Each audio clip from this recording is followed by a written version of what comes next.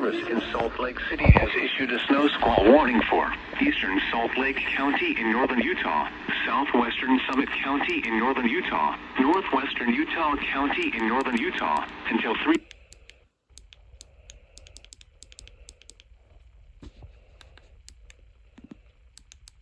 Along a line extending from Emigration Canyon to Cottonwood west to Lehigh, moving east at 30 miles per hour. Hazard: intense bursts of heavy snow and gusty winds leading to blowing snow and rapidly falling visibility. Wind gusts up to 35 miles per hour. Source: radar indicated. Impact: travel will become difficult and potentially dangerous within minutes. This includes the following highways: Interstate 15 between mile markers 274 and 295.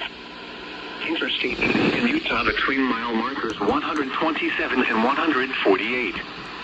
Bus Route 40 between mile markers 0 and 1.